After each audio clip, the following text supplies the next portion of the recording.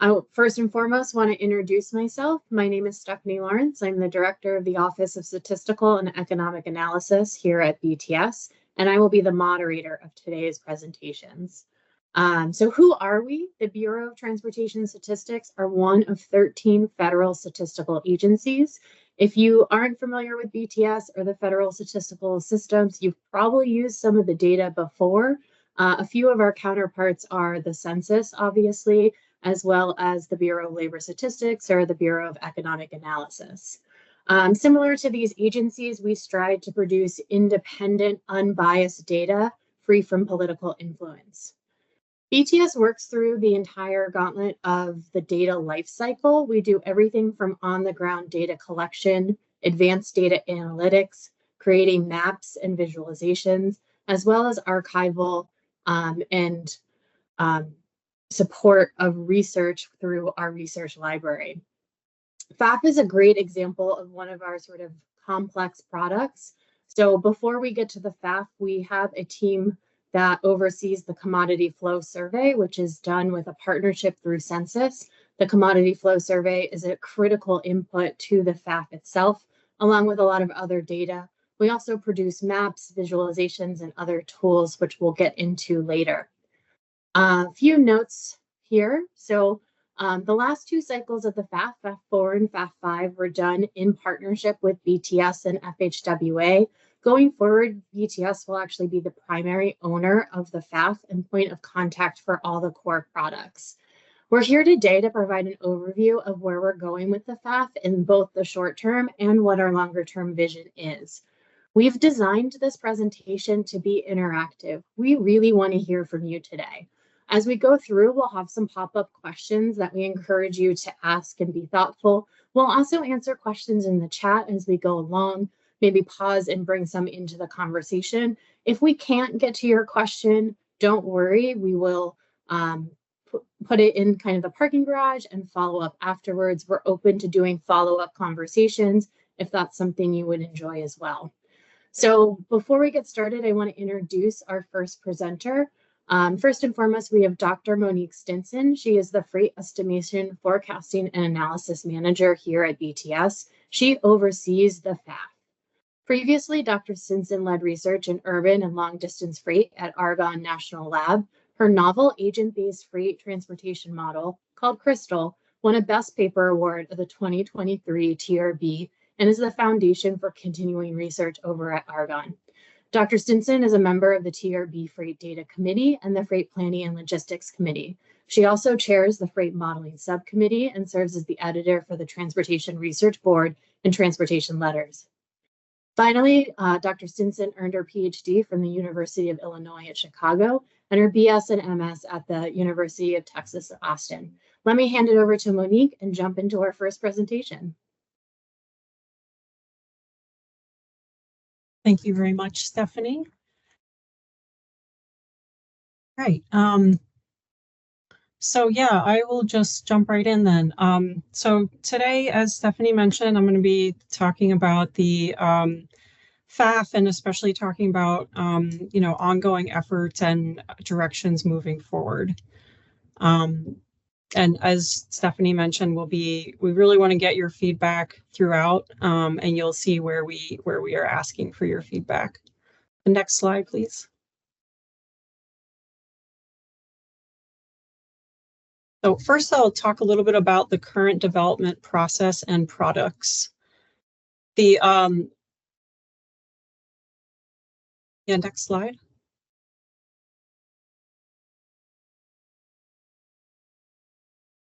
So FAF, one of the products is origin destination flows for 42 commodity types and 8 different modes. Many of you are probably familiar with the FAF, so I won't go into a ton of detail here, but it includes, all the modes: truck, rail, water, multiple modes, etc. And also, as Stephanie noted, the main source of data is the commodity flow survey. We also get a lot of data from other sources, such as U.S. Department of Agriculture and the Energy Information Administration. basically to represent flows that are not included in the commodity flow survey. And we have an intensive process to roll all these numbers up into the origin destination flows database, which is product number 1 shown here. And the bottom right kind of shows what it looks like. It's a table with the origin, destination, commodity type, tons, value, mode, and if it's a foreign shipment, then it also has foreign country or foreign area and foreign mode. We can go to the next slide.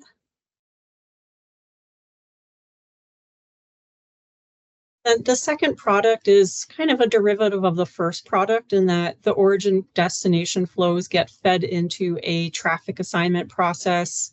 So we do a network assignment with the highway mode, truck, and this includes flows that are entirely by truck. So if it's truck to rail, for example, it would not get included in this right now. And we, so for that, we produce shapefiles and in partnership with FHWA on this, shapefiles and a variety of other products. And then at BTS, we incorporate other assignments from the FRA, the Federal Railroad Administration, and the U.S. Army Corps of Engineers to develop our multimodal map, which is the multicolored map that you see in the plot here. We can go to the next slide. So the network flows is really our second main type of product. Now, then the origin destination flows also feed into a forecast process, and this is really macroeconomic in terms of what drives the forecast. So macroeconomic growth factors are developed and applied to the base year flows in order to kind of grow them into the future years. And this includes a low, medium, and high growth demand scenario. It incorporates a lot of existing tools from IHS Markit on their commercial forecasting system. And it's updated every 5 years in conjunction with the FAF cycle. One feature of the forecast, though, is that it's currently not sensitive to transportation network capacity. So you'll get the same mode share for every commodity type for a given origin destination pair for throughout the years.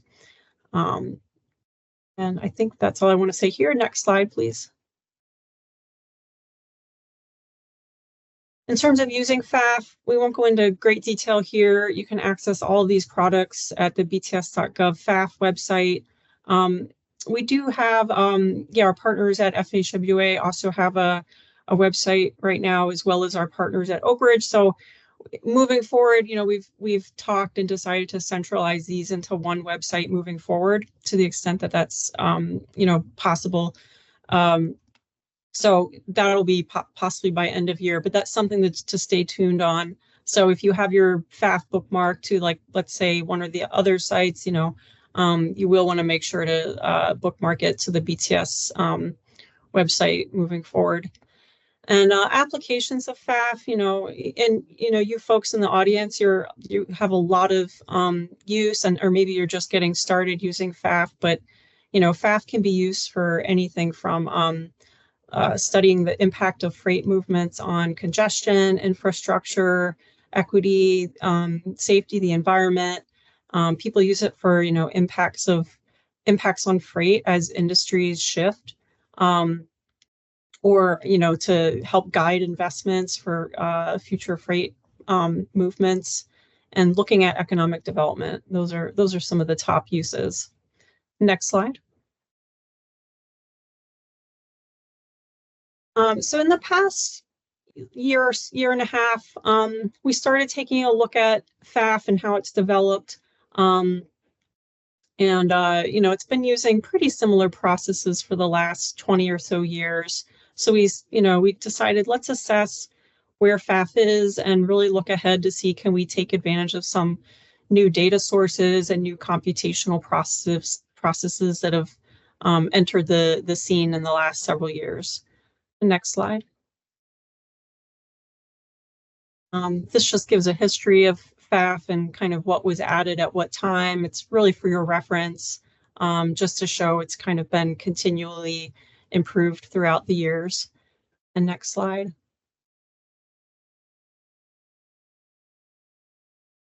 And so our product assessment showed that, so we looked at FAF and we gave some thought to how well does it meet BTS mission requirements and the US code requirements that's mandate the FAF, as well as the new Office of Multimodal Freight, the OSTF office. And so we looked at, these requirements in terms of the production effort, the quality of the estimates, are they validated, for example, and the usability for analysis. And that's one that we know has been kind of a long-standing question. Can FAF be made more usable for MPO and state level forecast? So we did some assessment and kind of came to some conclusions, such as, the production method that we use right now, which is mainly a construction type process. There are many processes, but maybe there are some alternatives in terms of data or of modeling and computational processes. Quality too and usability, we looked at these and thought about how can we improve FAF for the users moving forward. So this presentation is really all about that. Some of these things are in progress. Others are more in the visioning level right now, but we've given a lot of thought to how some things could be implemented, and we really want your feedback on the directions that we're thinking. Next slide.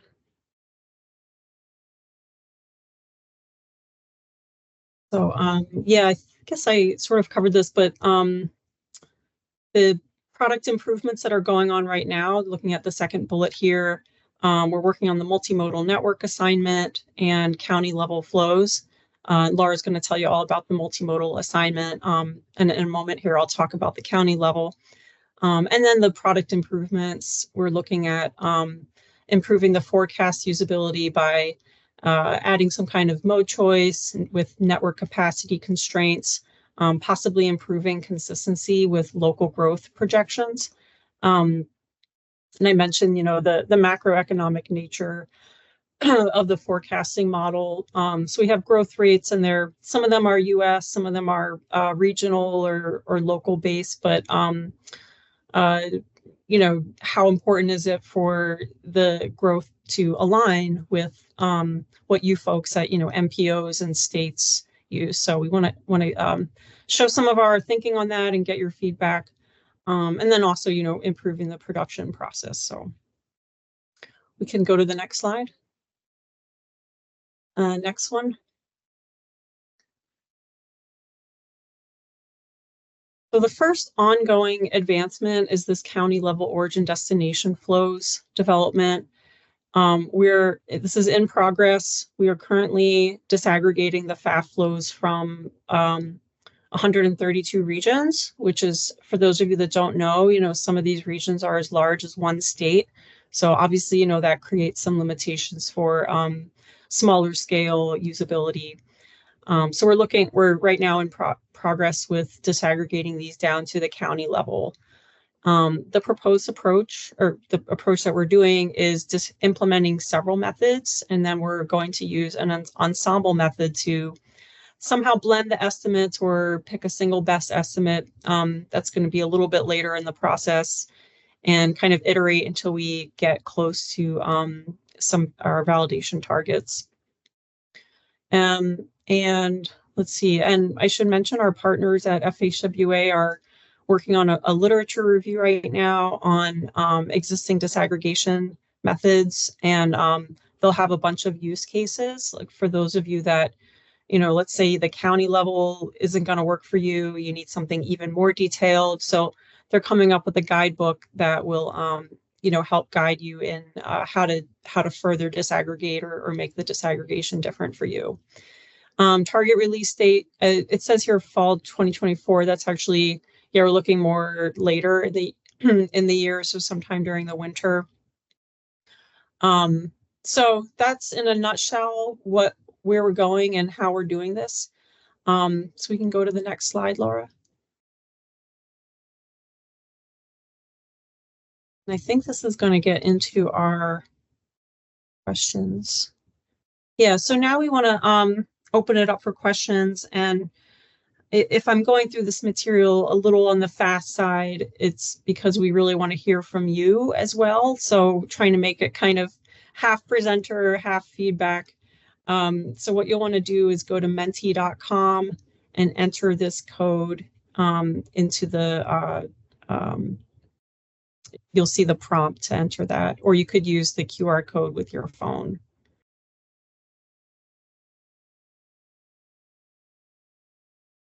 I've also added it to the chat if that's easier for you as well. Thanks very much, Stephanie. So let's launch into the questions then.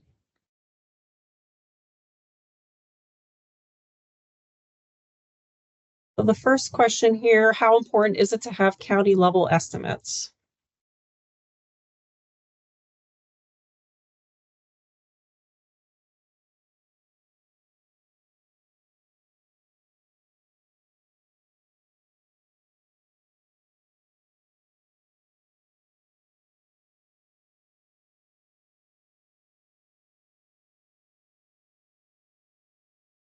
Seeing a good trend here. Okay, that's useful.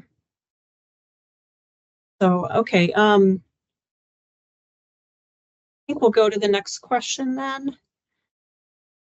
And we do have a lot of questions. And by the way, you know, as we're going through these, if there's comments you want to make, or you still need to think more about how you want to answer something, we will post these questions after the after the presentation today, so that you can go back and take it at your own leisure. And we're just kind of moving at a faster pace because we have a number of questions to go through.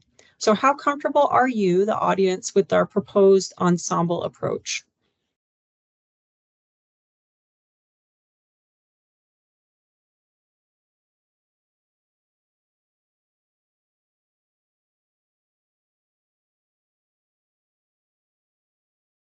The idea with the ensemble approach, I didn't really go and say much about it, but it's sort of like, to get like a best of both worlds sort of estimate going, where because some estimation methods are really good with some commodities and others are better with others. So the idea is to kind of blend those estimates in a sensible way. But yeah, a lot of no opinion and some comfortable. That makes a lot of sense. I feel like that may be one thing. Maybe you all need to see it before you really form an opinion on it. All right, let's go to the next one.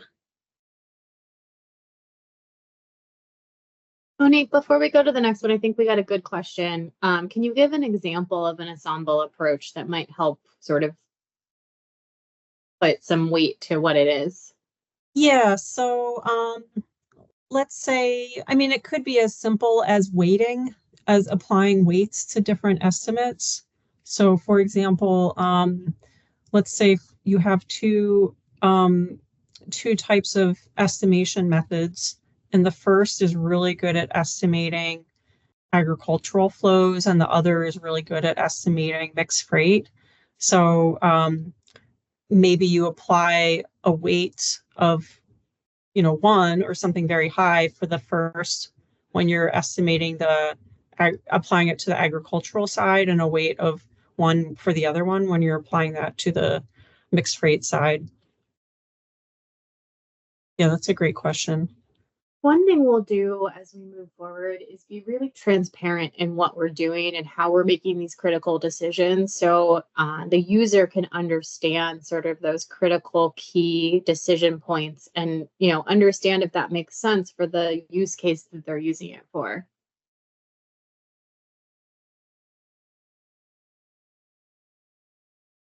Exactly. We go to the next question, Stephanie. Yeah, let's do it. I see we have a hand up. I believe it's Don Pickerel.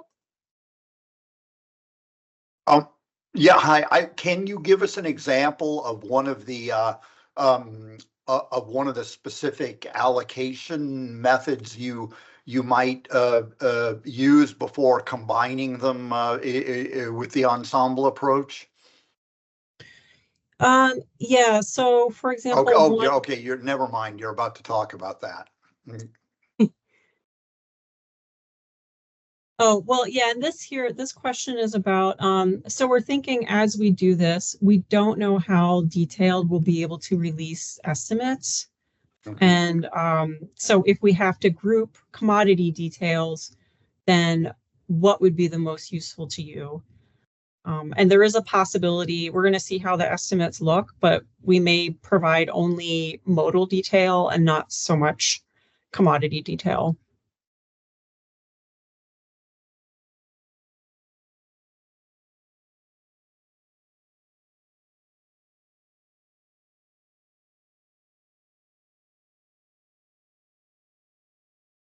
This is really helpful. Yeah, thanks for ranking these, everyone.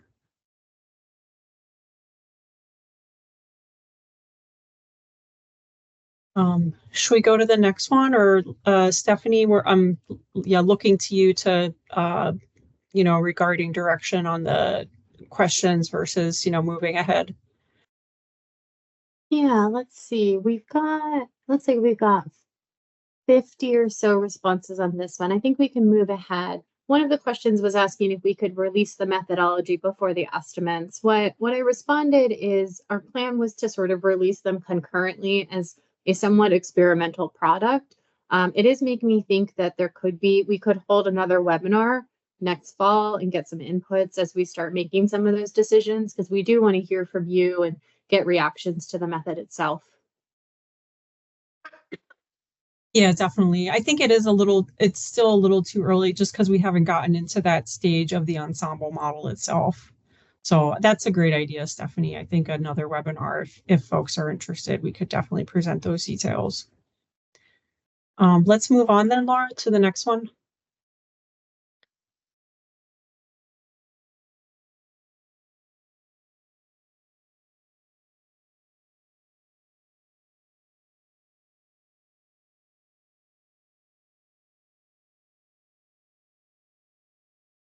I see some people have put some questions in the Mentimeter. It's actually easier for us to monitor them within the chat function. So I'm not ignoring those questions, but I can't see them. So if you throw them in the chat, I can respond.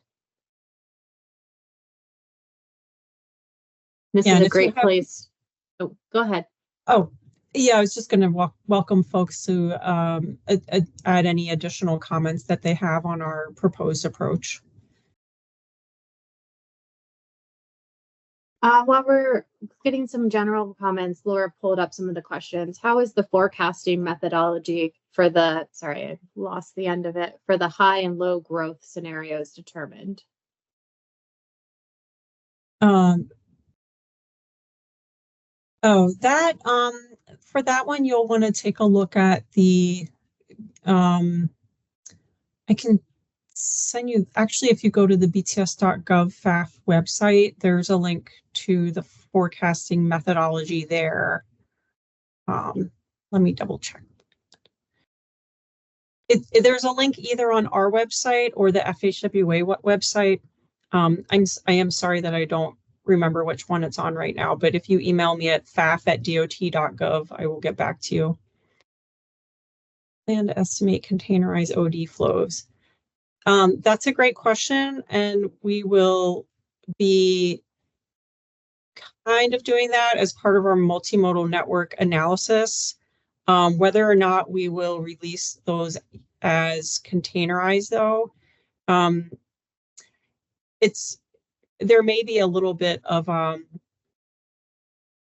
inference by the user, because when we do that effort, we will estimate the truck to rail portion of multiple modes in mail, but we won't necessarily say whether it's containerized or bulk. However, the user can probably make some inference based on the commodity type. So if it's agricultural, truck to rail, bulk. If it's, mixed freight, truck to rail, you might consider containerized. Let's pause on these questions because we've got about 5 minutes to go, and I know we've got a few more slides to get through. Is that right, Monique? Yeah. Um, so yeah, I think we should probably move ahead. And like I said, we will release these questions later, and we'll have other opportunities for you to provide comment if you need to do some more thinking and let us know. Laura, let's skip these next two because you'll cover these.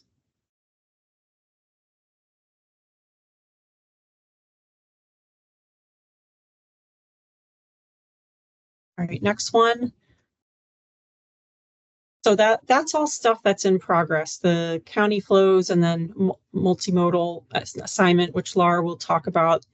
We wanted to share too about how we envision the FAF modernization. And we're considering modernization in 3 stages. The first stage being modernizing based on the forecast only. Could you go back one slide?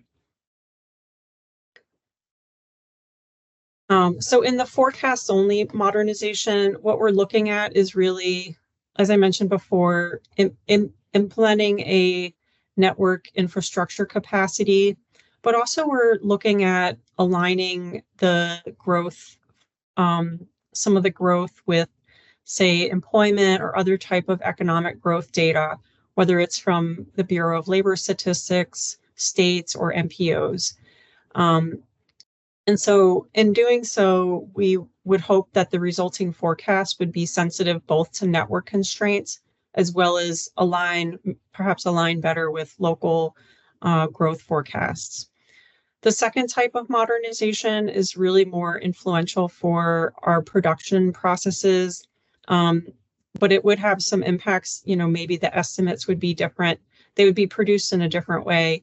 But here we would look at transforming the way that FAF is developed, perhaps moving some aspects from this construction-based method to more model-based methods, using new data, and focusing more on validation. And a third direction that we're discussing is called the extended modernization here. And with this, what we're thinking is, FAF is really such a great centralized wealth of information on transportation, the transportation system, commodity flows. It has a lot of production and attraction type of information. And what we're thinking here is if there's enough interest, and of course, it would require some more funding, et cetera, moving forward. But, it's possible that we also transform it into a scenario tool that could, others could use. So we can go to the next slide. This just talks about the status. So, what we're doing right now and moving forward. We can go to the next. And, in terms of the forecast, what we're thinking to do, we would produce the something that's very similar to the current forecast where there's no transportation network constraint, but then also produce something that does have that constraint. So, we want to recognize that the previous forecast has had a lot of value for the user community. So we want to also honor that and see, kind of put our feet in the water and see, what is the temperature with respect to the new methods. So this shows the forecast only components. We're thinking of this as incorporating some principles from the supply chain and logistics types models that have been out there, and building up a freight transportation demand module, modeling freight transportation supply, especially representing travel time and costs, things like that explicitly. Maybe having a last mile e-commerce type of function. And then also looking ahead, then we would have some kind of mode share and shipment size analysis. And finally, that would get integrated with the traffic assignment with both unimodal and multimodal flows. And that then would feed back into the transportation supply to reflect a constrained level of service. So congested travel time, in other words. We can go to the next one.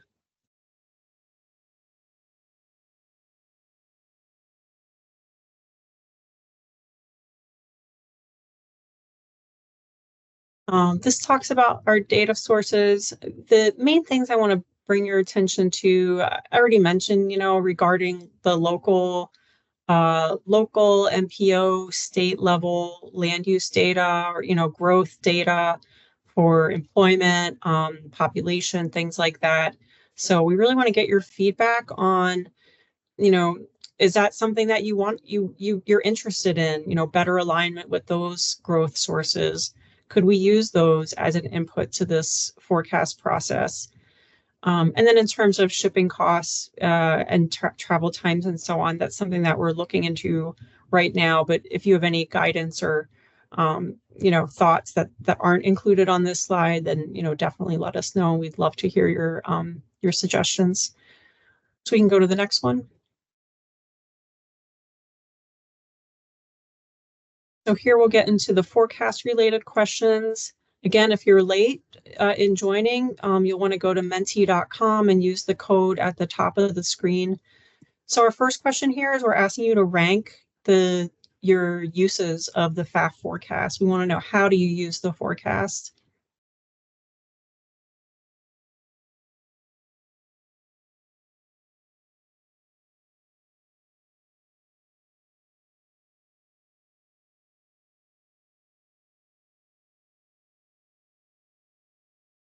Monique, here's a good question for you. Will FAF 6 be comparable to FAF 5 for historic trends? Yeah, that's a great question. And, what BTS and FHWA have done in the past because FAF has changed somewhat over the years.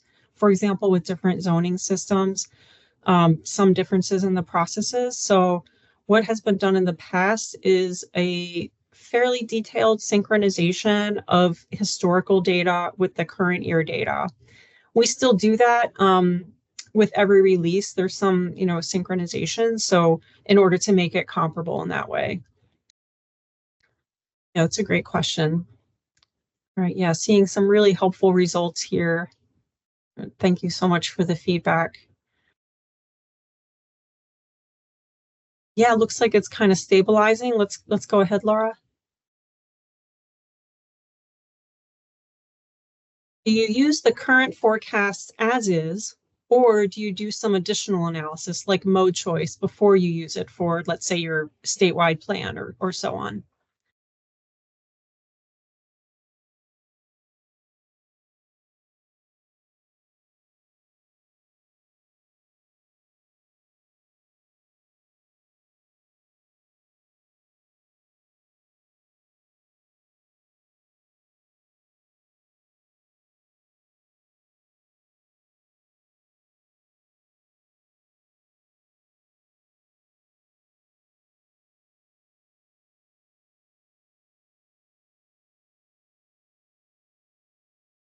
Looks like most folks use them as is, and a smaller number use a mode choice model or some other method.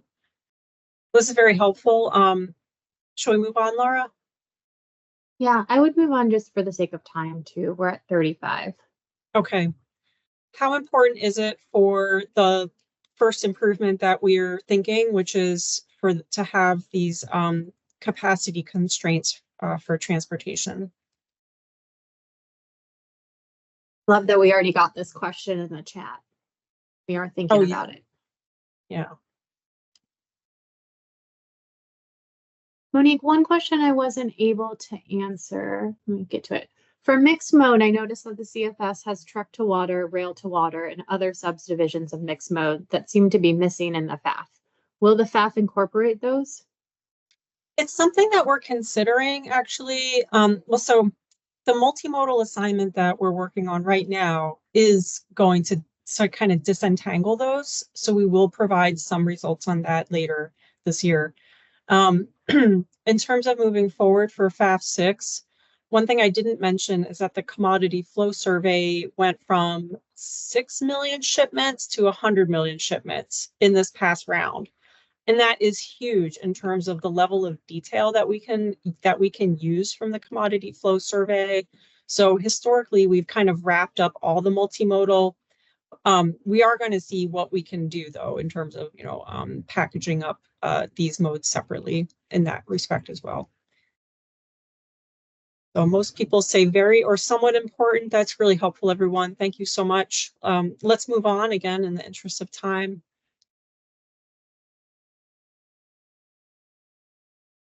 And here, how important is it for the forecast to be consistent with your state or local growth forecasts?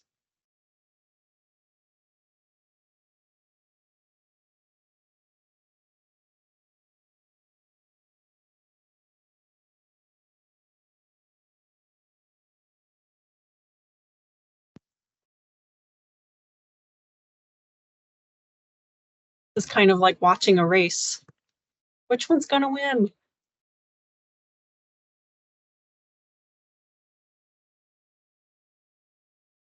This is really helpful. Let's go ahead, Laura.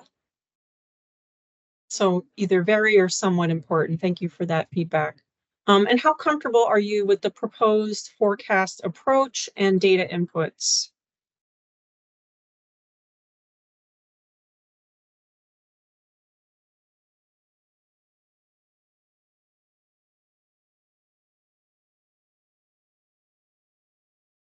A lot of people are saying somewhat comfortable.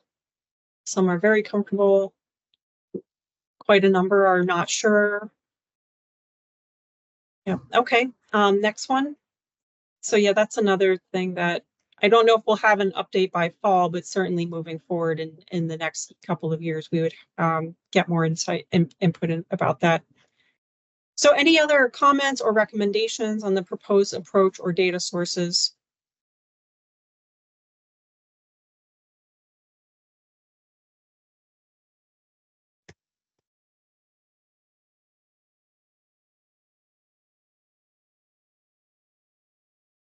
We've got a ton of these types of comments in the chat. So for the sake of time, I think maybe we can keep going. Excellent, yeah. If you guys can still throw it into the Mentimeter, we have it open, so we will record those comments as well.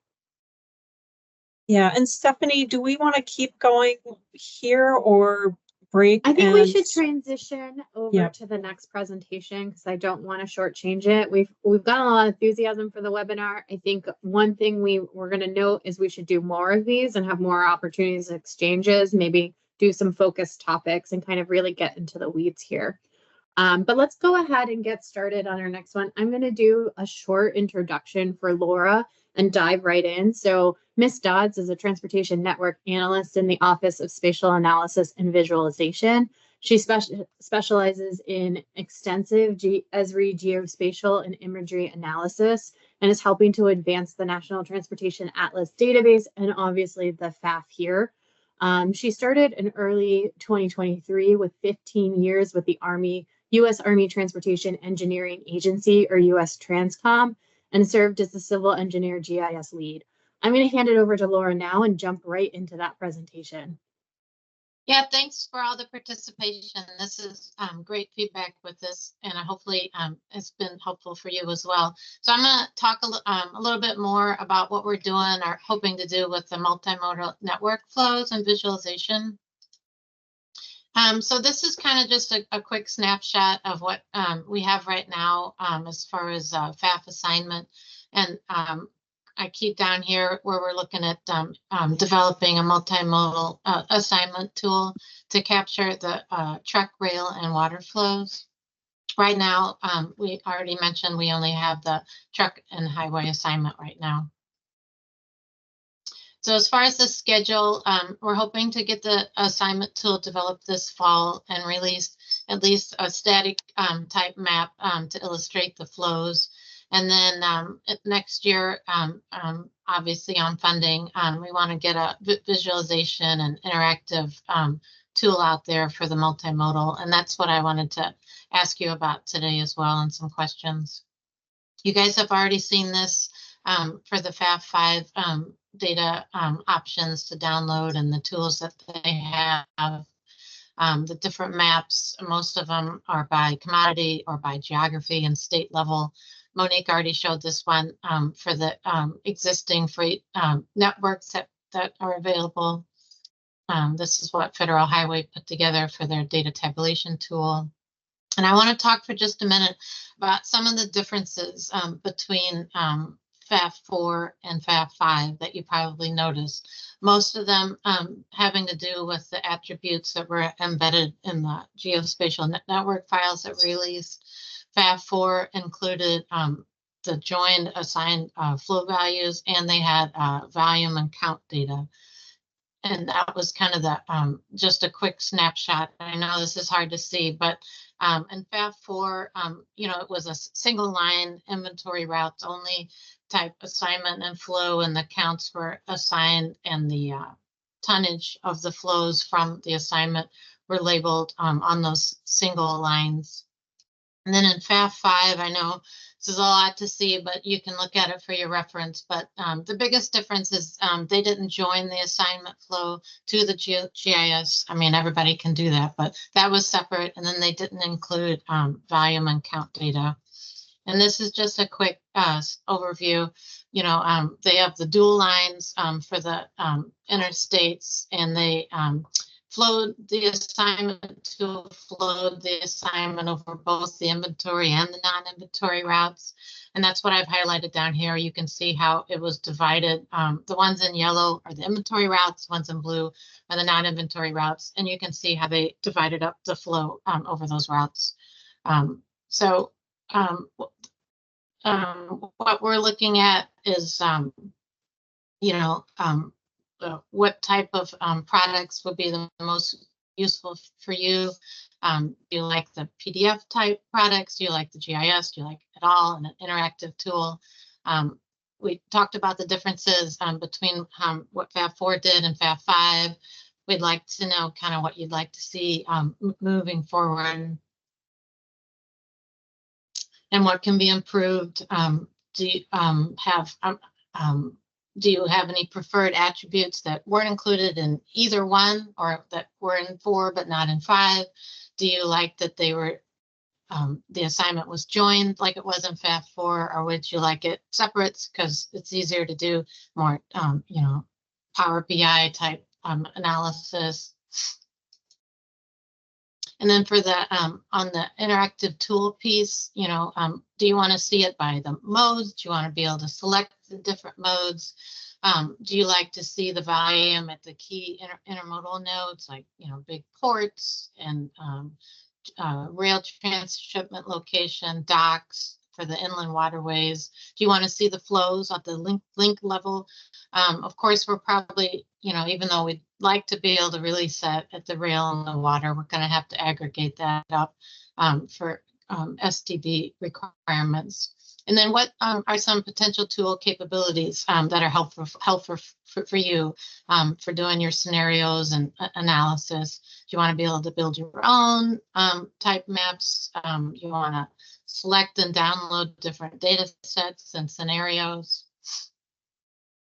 This was just a snapshot of, you know, you've all probably seen different dashboards, but I thought this one was kind of nice because it has the different multimodal points, intermodal points, and the different multimodal networks. It's hard to say.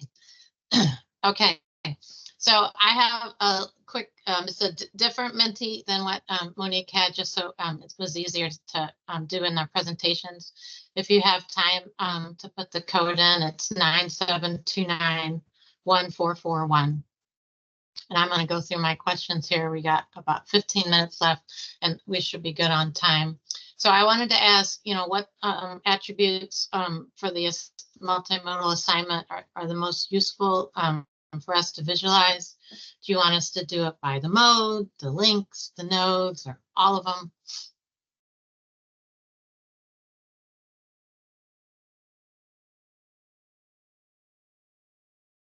I've put the new the Mentimeter link in the chat as well. If you're not there yet, it is a different one from the last presentation.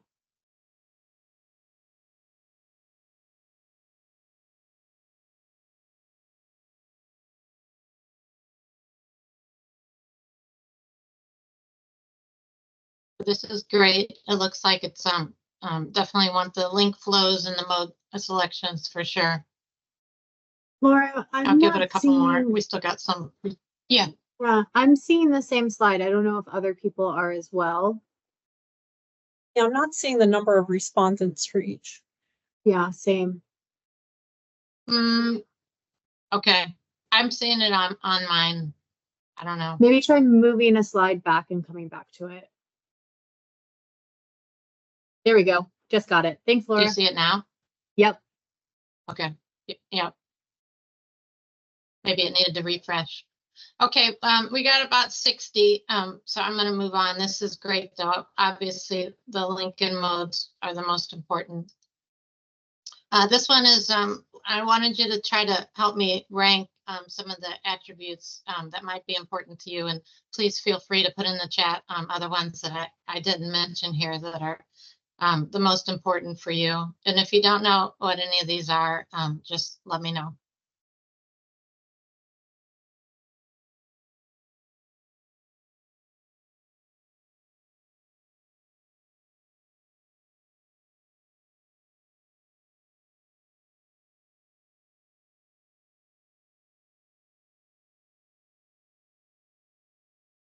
Yeah, this is so great to see this feedback.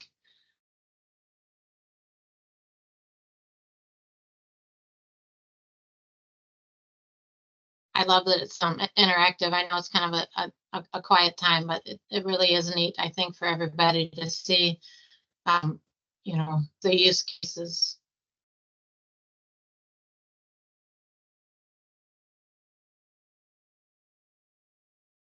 So yeah, I think this is great. It's not unexpected, but this is great to see that you're most interested in the flows by mode and commodity.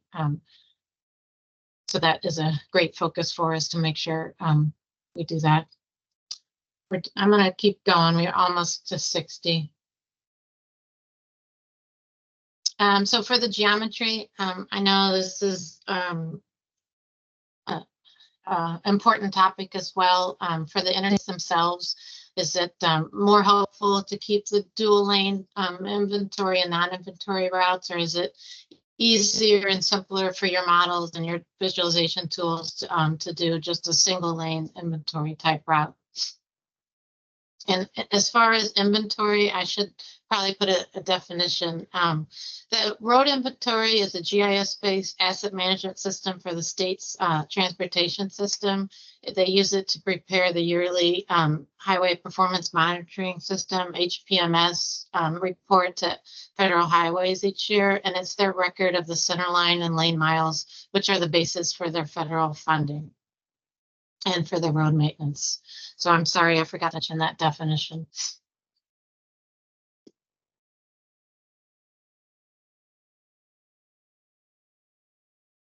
Or are we supposed to be seeing the next question? I'm So it still looks seeing like, the attribute question. okay, yeah, I guess there's some sort of delay. I'm sorry. But it looks like the, you know, highest ranking one is to keep the dual lane. So that's extremely helpful to know. Can you see them now, Stephanie? No, we're still on the attributes. Okay. There it Go goes. back. Just jumped. Okay. We don't see the. Yep, there are the results. Perfect. Okay. All right. So I'm going to go on to the next one, and just tell me if you're not seeing it, and I can go back. There must be a delay. This is the first time we've tried using Mentimeter for this big of an audience, so I was hoping it would be performing well. This question is what scale? I'm curious as to what scale you wanted for the national highways. Do you want us to use like the known freight routes like the NHS, NHFN? Do you want us to go down to a specific functional class like, you know, don't include like local residential type roads, but go up to, you know, functional class 5 if there was, that's what I was getting after there. And then of course the last one is everything down to the residential roads as well, which that looks to be that is preferred. So yeah, that's great feedback. Can you guys see that, Stephanie? It looks like it's just coming up now for the people watching along. We're Okay. at what preferred geometry for interstate.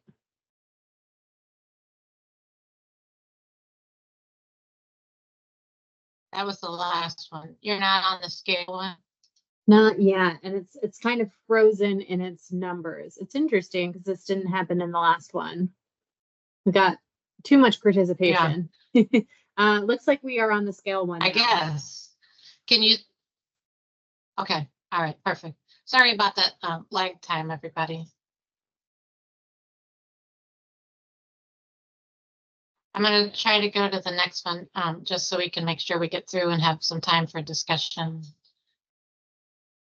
The next one is what's the main use that you have for the FAF geospatial network?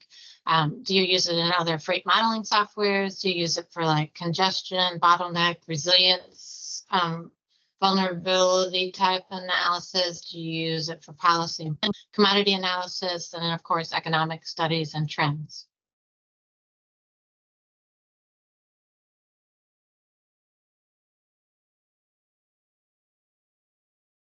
Is this one still behind, Stephanie? Yeah, we're still on the network. The national or the. Okay. I'm gonna flip it back and see if it can.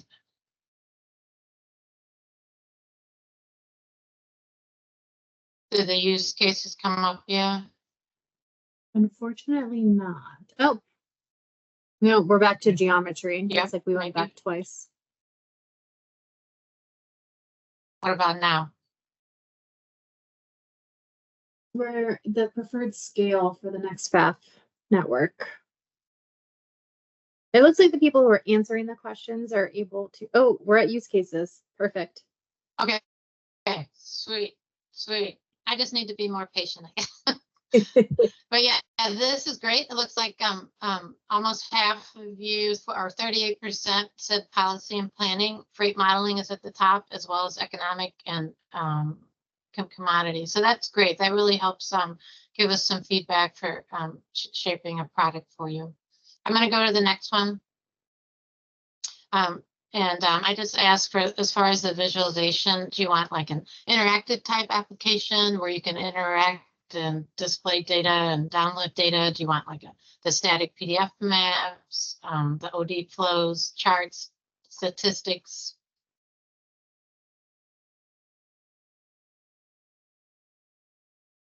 This one popped up.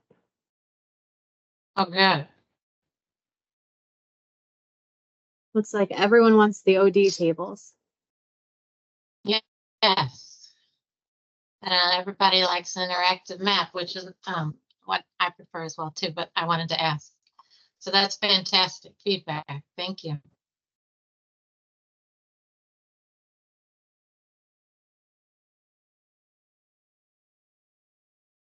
Those answers, I'm gonna cut it off so we can go to the next one. I'm almost done. I said for the nodal data, do you want us to display like the total flows at the major ports? Do you want us to aggregate it by like regions, states? Do you want us to do total flows within like the individual intermodal yards? And then is there some other region MPO level for, you know, census zone or something that you want us to aggregate to? Can you see this one, Stephanie? Not yet. It has not iterated forward.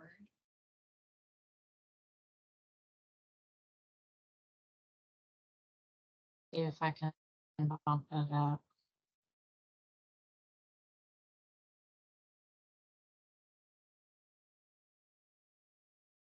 I think we made it, man.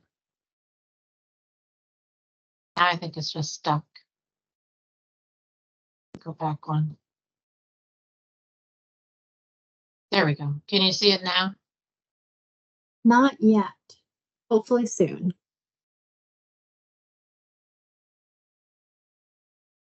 Yes, just switched over. Okay. Very Okay, interested in the perfect. ports. So it looks like the majority like the total flow. Yeah, the port flows and the intermodal yard flows. So that's really great to know. We'll make sure we keep that under our consideration. And then just kind of as far as how you analyze it, how would you like us to summarize it, you know, by mode, by state, category type, intermodal node type, like is it a rail to truck type transfer, or water to truck or something like that?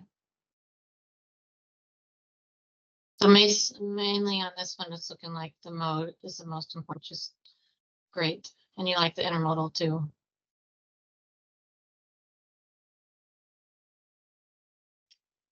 You haven't seen this yet, Stephanie? We're still on node data. Okay, let me see if I can wake it up. We've got a hand up in the meantime. James, do you want to ask your question?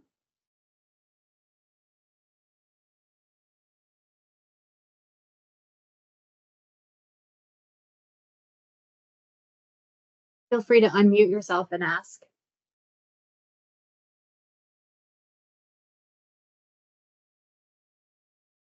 Did it come up, Stephanie? We are still at node data. Okay, I'm gonna go to the last one. The last one was just what units you like to see, if it's in tons, ton miles, or vehicle miles traveled, but for the truck portion.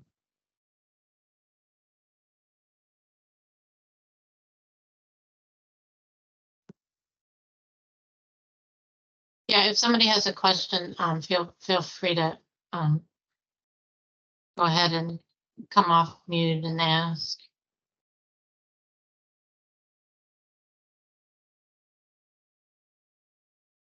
Laura, one of the questions in the chat is select link analysis capability possible with network assignment. Select a transportation link and display ODs through the link. That was available in the highway assignment, highway network assignment in FAF 5.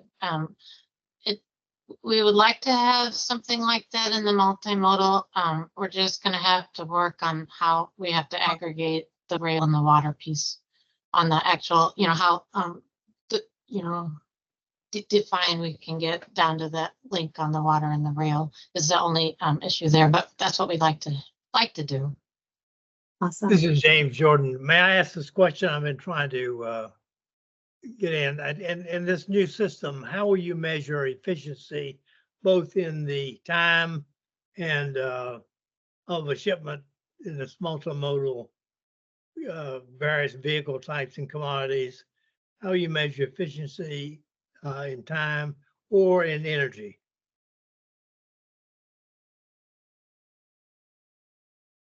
Well, right, as far as like how we're going to select like for the multimodal assignment tool itself, as far as how we're going to select, like we were planning on doing the shortest path with some constraints on the network, as far as like on the highway side we have some target validations.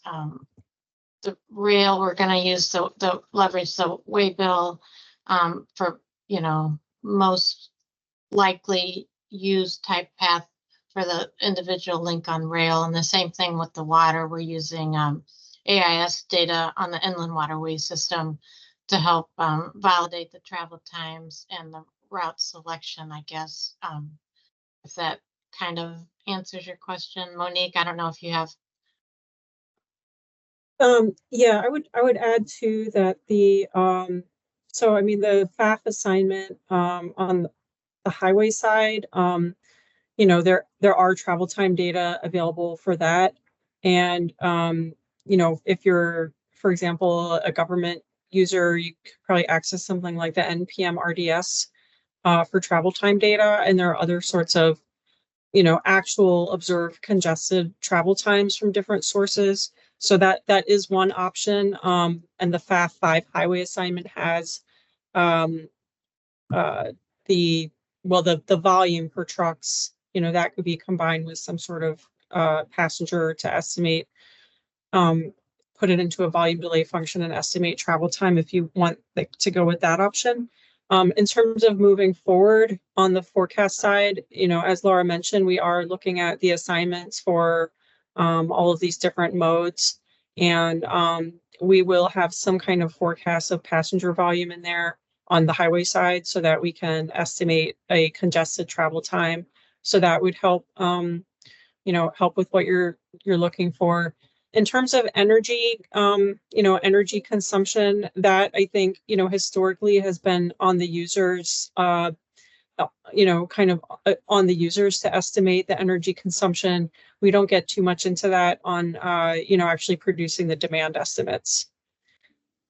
Well, just so I can respond to the, I like that notion you're looking at it, but when I do my analysis of the various routes and systems in the movement of goods and passenger travel, to factor in the cost of the travel, because it's looking at how can we benefit or reduce the cost by changing the, for example, electrifying the transport Okay. or that kind of thing.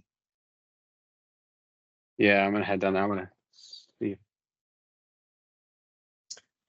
So I mean, without getting too much into the weeds, I think you're asking about how this could be used for studying electrification. Well, yeah, I mean, to me, transportation, the reason why we use different modes of transportation is because of its efficiency in terms of either the energy consumption, the cost per ton mile of the actual, what the different modes require, in doing any kind of analysis of whether we've got something that we can do that would be worth the investment in a new mode, for example, like improving the highway system, putting charging strips down our interstates, for example, to charge up electric vehicles. That kind of analysis, all the benefits that you had to do in these investments. You need this kind of data, but I want to get it beyond what I'm seeing now in this. I mean, I like it that what you're doing by the different modes and routes that we're using, at the county level, this kind of thing, to the various public consumption centers, processing centers, and producing centers that they create the movement of goods. But that's what the reality of the thing is. If we go on to make investments, you need to know what the payoff's going to be. You see what I mean? Yeah, and I don't know if you're familiar with some of the work that the national labs have been doing on, especially, electrification and hydrogen powered freight tours. Basically, they're doing developing applications at a more detailed level than what FAF offers. So that could be something of interest to you. I would suggest possibly looking through that research and seeing if that could give you some ideas of where to go. In terms of shipping costs itself, that is something we would like to enrich the assignment with improved shipping cost estimates and level of service estimates. That is something that we're actively working on. In terms of releasing that as a data product, that's not something that's specifically on the table right now, but definitely, interested in hearing your feedback on potential directions we may go with that. Well, I mean, I want to, while I've got your attention, let me tell you something that this will be useful. I'm a public policy and analyst type. I've been doing it for 50 years. And I flat know what's needed when we had to make decisions about this stuff. I think I like a couple of new things I've seen. One is these visual displays when trying to talk to a bunch of lawyers, for example, and if you own what is the most efficient and that kind of stuff, into the investment community, into the public, we have to know when we have problems that are making the system worthwhile in investments and things. Sometimes the key bridge or new route is required, or new, like I'm in the magnetic levitated transportation business, where I represent the inventors of the system. And we look at what the University of Tennessee was doing in their analysis of the energy costs and the energy use per mode in the United States. But it's getting sort of old, and I really looked at this. I kept thinking, well, it began to integrate the demographics of use and consumption that one could say we need to invest in the following. You see, that kind of thing. And I also have been encouraged by that DOT and the Department of Energy combining in some sort of joint office with EPA. And I thought that, and we need to get this information out of its little pipelines and into various integrated modes. If I can be your commander in chief now to tell you what you really need to do. James, we really appreciate that feedback. That's exactly why we're having this webinar and really important. I want to be respectful of people's time. We are over our limit. We've had incredible interaction in the chat across the Mentimeter, so thank you all. I have talked with the speakers. They can stay online for a bit longer if you continue to have questions, comments. We'd love feedback on the webinar. Did you think the Mentimeter worked? We had a little bit of technical difficulties, but the good news is we were able to record all of your answers, even if we didn't see it on the screen. And it's been really exciting to get this level of engagement. I saw up to about 140 people in the room. So we're so happy you're here. And please continue the conversation with our resident experts in the room.